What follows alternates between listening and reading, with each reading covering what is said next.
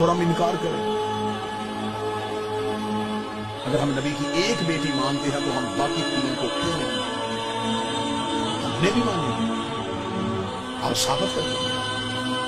اب میرا سنی بھائی مجھ سے پوچھے کہ پھر یہ کہانی کیا ہے؟ یہ رسول کی حقیقی بیٹیاں ہیں۔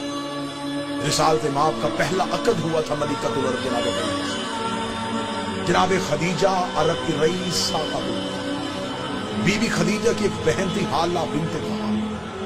یہ تین بیٹیاں جناب حالہ تھیں جو جناب خدیجہ کے گھر میں پرورش پائی۔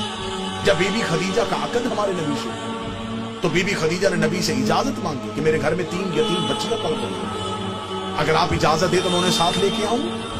رسول نے انہیں اپنے گھر بلوا لیا، پھر یہ رسول کے گھر میں آئے، پھر ان کو یتیم پالنے کا ہنر ایسا آتا تھا۔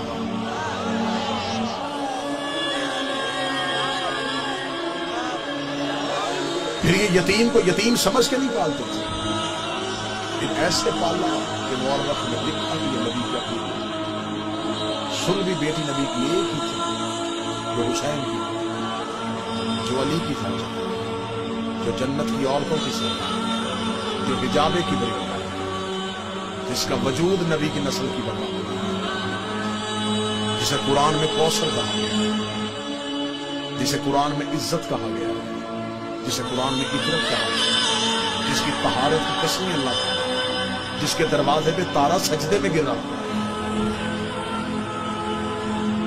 وہ ایک ہی بیٹی ہے جسے فاطمہ کو چاہا۔